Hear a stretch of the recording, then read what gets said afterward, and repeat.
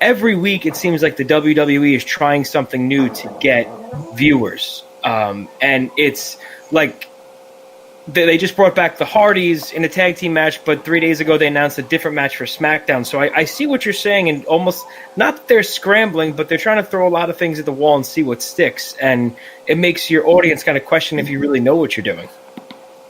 Maybe, yeah. There does definitely seem to be some reaction to the sort of unknown threat, I guess, that's potentially looming on the horizon. But I'm very careful to sort of comment too much on that, obviously, because I have friends, and other people close to me involved in both sides of it, and I'm very much independent of that. But it's interesting to watch. But I would say this, anything like that can really actually help, pulsate a kind of surge of interest in the overall business, from outside. So, hopefully we should all benefit.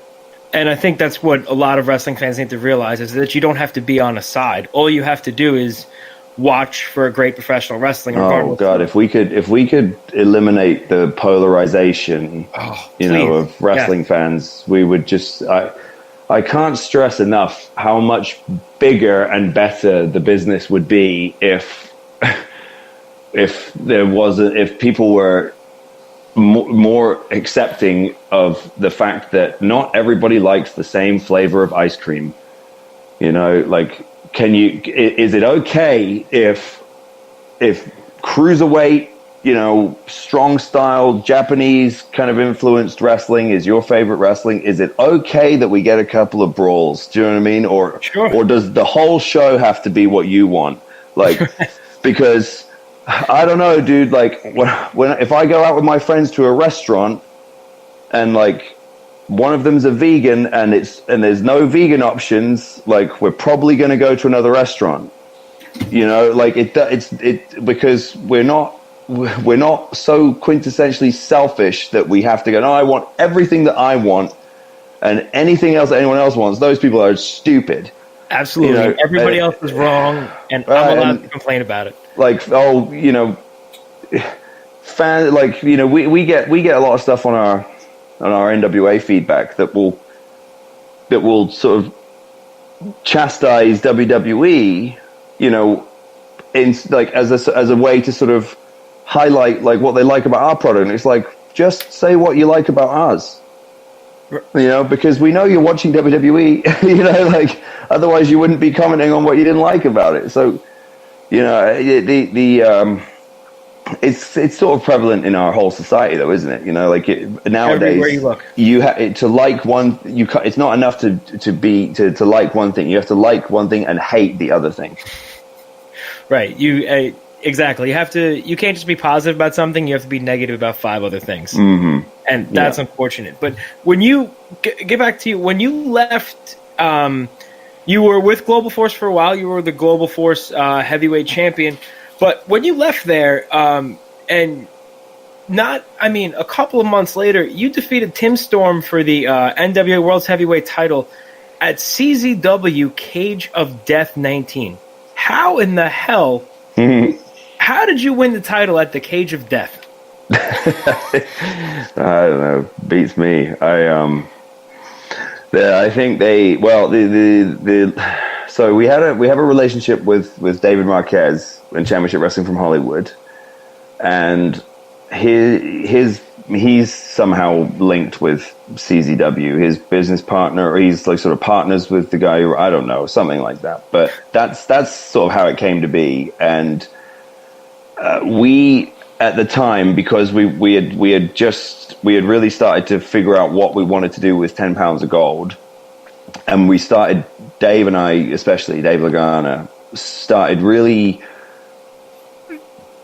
I hate to use this phrase because it's so overused, but really started thinking outside the box. What could we do? Where could we go that would have some really compelling content of my whole journey? Because we were getting so much mileage out of the stuff that basically documented the travels, documented like the dressing rooms and the environments and the different wrestlers we were interacting with and the fans and everything.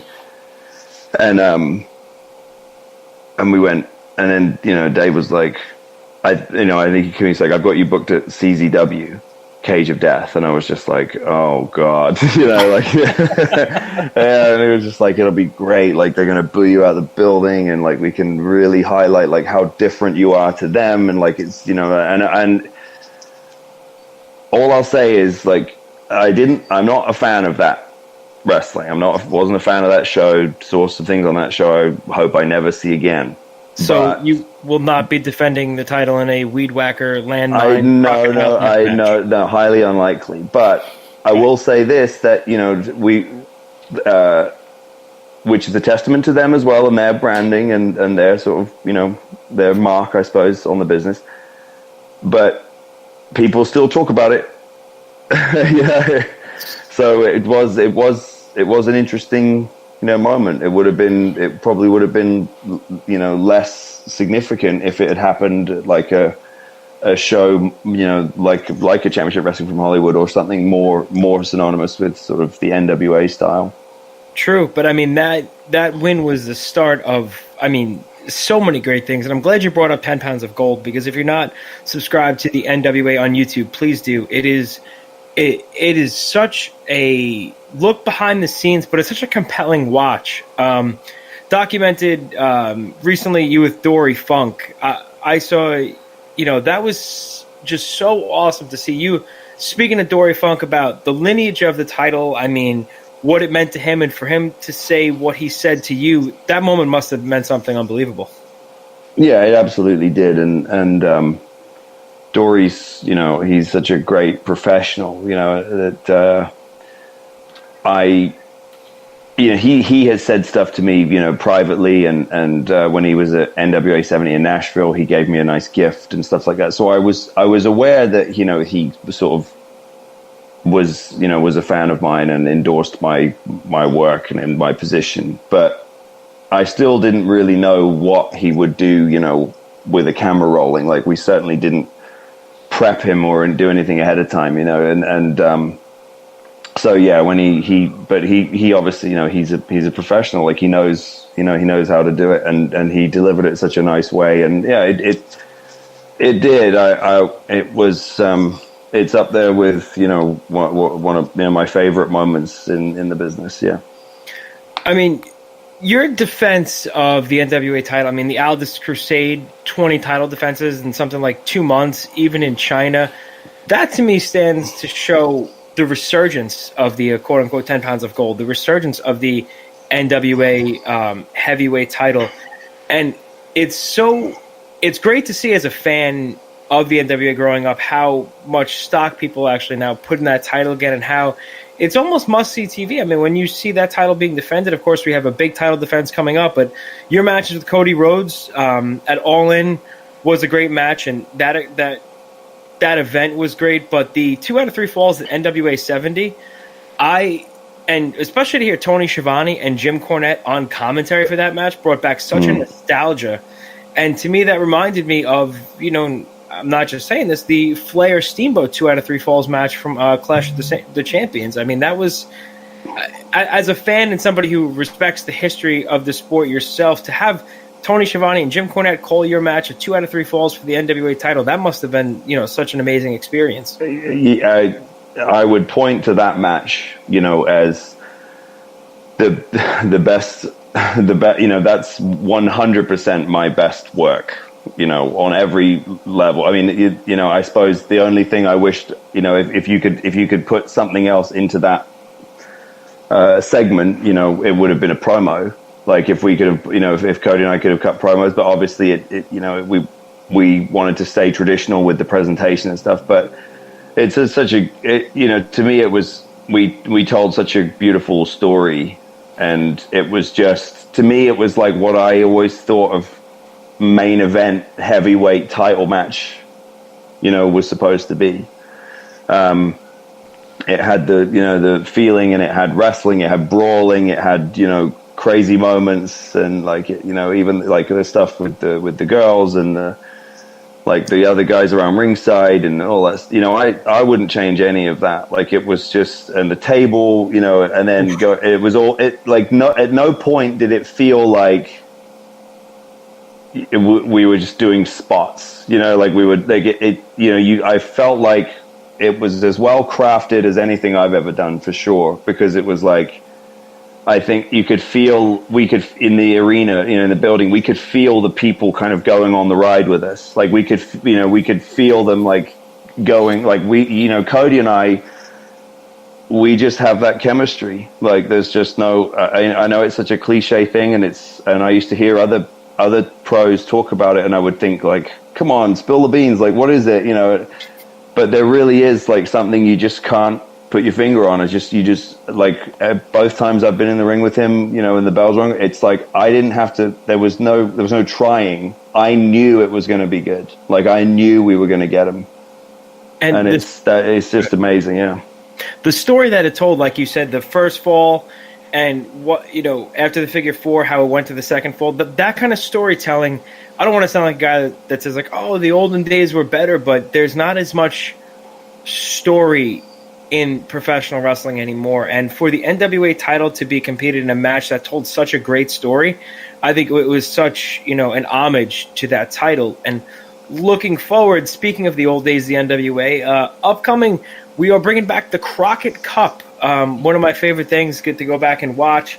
April 27th, well, I guess first and foremost, you thought you were going to be taking part of the Crockett Cup with Marty Scurll, but that seems not the case anymore. It looks like, Nick Aldis, you will be defending the title against the Villain on April 27th. Yeah. What is that about? Well, it's not the first time Marty's gone into business for himself, is it? And after you helped him make weight to wrestle Okada? Exactly. You gave him tips on how to gain muscle? Of course. People have to pay for that, which you can, by the way, superstarbodybook.com. But I knew that match was always going to come. Like that was clear from the beginning. The way that we first got me, planted the seed for All In, and for me to start was my involvement at Ring of Honor's show in New Orleans last year, and the link to that was Marty. Because everybody knew we were very close friends, and we came up in the business together. So there was always that, and obviously his association with the Bullet Club, and then with Cody and I's rivalry and everything. There was always that sort of thing in the back of everyone's mind, going like, when is Marty going to get his shot? And then that was he obviously has he did it in his own undeniable way, and that was. It was a good piece of business. We did about 25 grand at the box office that day.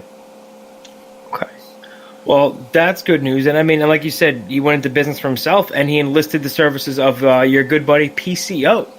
So And, I mean, I'll be tuning in April 27th at the NWA Crockett Cup. And the Crockett Cup, I mean, for them to bring in talent from New Japan Pro Wrestling and Ring of Honor, CMLL, it really is a return to glory for the NWA. And I think it's a great time to be a professional wrestling fan. That's gonna be a really good show. Like I've got this feeling about the way it's going to be presented, and I'm privy to some information. I can't go into too much detail, but we've got an idea for for like something that we're going to do at that show, as far as like the presentation and stuff is concerned, that I feel like it's going to be polarizing. I feel like some people are going to hate it and dump all over it, but I think some who are into like kind of like the flavor of ice cream that we're serving are going to really dig it. And that's about as much as I can say right now, but it's something that pertains to the sort of visual aspect of this show. But I think it's, the tag teams are going to be awesome. Like the Rock and Roll Express are going to be there. Like think about, what we wanted to do always from day one was to remind everyone that like, if there's a matchup you want to see, it can happen. Like this idea that like, oh well, he wrestles for this promotion and this person wrestles for this promotion, so that can't happen and stuff. Like, we're trying to dispel that because